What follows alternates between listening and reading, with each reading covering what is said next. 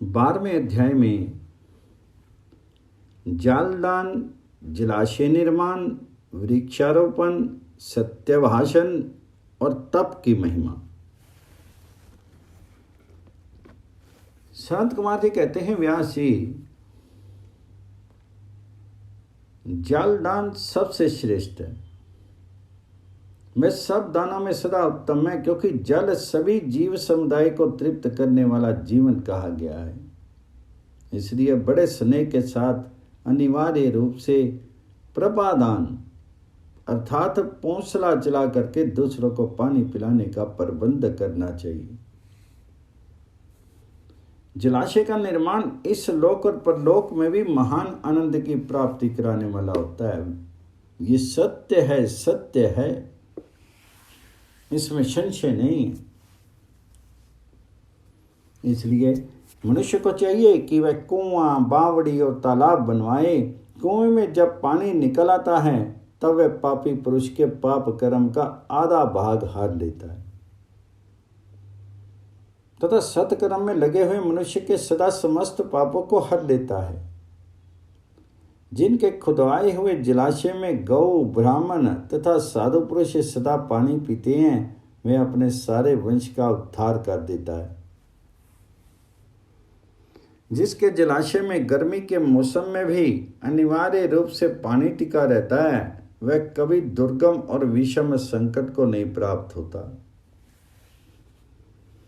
जिसके पोखरे में केवल वर्षा ऋतु में जल ठहरता है, उसे प्रतिदिन अग्निहोत्र करने का फल मिलता है।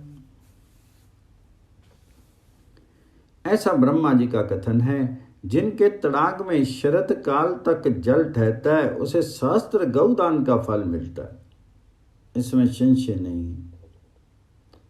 जिसके तालाब में हेमंत और शिशिर ऋतु पानी मौजूद रहता है, वह बहुत सी स्वर्ण मुद्राओं को दक्षिणा से युक्त यज्ञ का फल पाता है। जिसके सरोवर में वसंत और ग्रीष्म काल तक पानी बना रहता है, उसे अतिरात्र और अश्वमेघ यज्ञों का फल मिलता है। ऐसा मनीषी महात्माओं का कथन है। मुनिवर व्यास, जीवन को तृप्ति प्रदान करने वाले जलाशय के उत्तम फल का वर्णन किया गया। अब वृक्ष लगाने में जो गुण है उसका वर्णन सुनो। जो वीरान एवं दुर्गम स्थानों में वृक्ष लगाता है, वह अपनी बीती तथा आने वाली संपूर्ण पीढ़ियों को तार देता है। इसलिए वृक्ष अवश्य लगाना चाहिए। ये वृक्ष लगाने वाले के पुत्र होते हैं, इसमें संशय नहीं है। वृक्ष लगाने वाला पुरुष परलोक में जाने पर अक्षय लोकों को पाता है। पोखरा खुदाने वाला, वृक्ष लगाने वाला, यज्ञ कराने वाला जो द्विज है वह तथा दूसरे दूसरे सत्यवादी पुरुष, ये स्वर्ग से कभी नीचे नहीं गिरते हैं।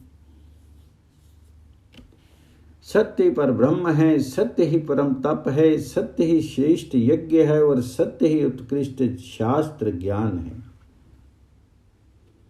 सोए हुए पुरुषों में सत्य ही जागता है, सत्य ही परम पद है, सत्य से ही पृथ्वी टिकी हुई है और सत्य में ही सब कुछ प्रतिष्ठित है। तप, यज्ञ, पुण्य, देवता, ऋषि और पितरों का पूजन, जल और विद्या, ये सब सत्य पर ही अवलंबित है। सबका आधार सत्य ही है।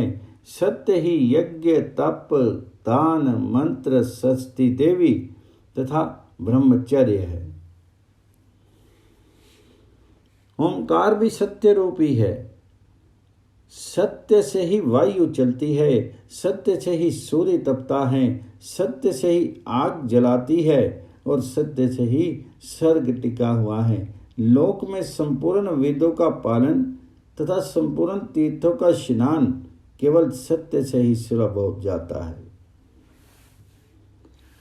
सत्य से सब कुछ प्राप्त होता है, इसमें संशय नहीं है।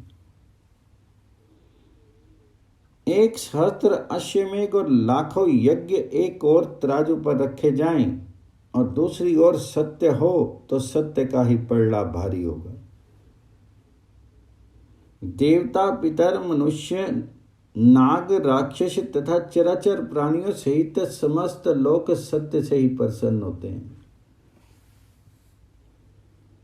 सत्य को परम धर्म कहा गया है, सत्य को ही परम पद बताया गया है और सत्य को ही पर ब्रह्म परमात्मा कहते हैं। इसलिए सदा सत्य बोलना चाहिए। सत्यपरायण मुनि अत्यंत दुष्कर तप करके स्वर्ग को प्राप्त हुए हैं तथा सत्य धर्म में अनुरक्त रहने वाले सिद्ध पुरुष भी सत्य से ही स्वर्ग के निवासी हुए। अतः सदा सत्य बोलना चाहिए। सत्य से बढ़कर दूसरा कोई धर्म नहीं। सत्य रूपी तीर्थ अगाध विशाल सिद्ध एवं पवित्र जलाशय है। उसमें योग युक्त होकर के मन के द्वारा स्नान करना चाहिए। सत्य को परम पद कहा गया है। जो मनुष्य अपने लिए, दूसरे के लिए अथवा अपने बेटे के लिए भी झूठ नहीं बोलते, वे ही स्वर्गगामी होते हैं। वेद, यज्ञ तथा मंत्र ये ब्राह्मणों में सदा निवास करते हैं, परंतु असत्यवादी ब्राह्मणों में इनकी प्रतीति नहीं होती। अतः सदा सत्य बोलना चाहिए। तुरंत तप की बड़ी भारी महिमा बताते हुए सनत कुमार जी ने कहा, मुनि, संसार में ऐसा कोई सुख नहीं है जो तपस्या के बिना सुलभ होता हो। तप से ही सारा सुख मिलता है। इस बात को वेदवेता पुरुष जानते हैं। ज्ञान, विज्ञान, आरोग्य, सुंदर रूप, सौभाग्य तथा शाश्वत सुख तप से ही प्राप्त होते हैं। तपस्या से ही ब्रह्मा बिना परिश्रम के ही संपूर्ण विश्व की सृष्टि करते हैं। तपस्या से ही विष्णु इसका पालन करते हैं। तपस्या के बल से ही रुद्रदेव संहार करते हैं तथा तप के प्रभाव से ही शेष अशेष भूमंडल को धारण करते हैं।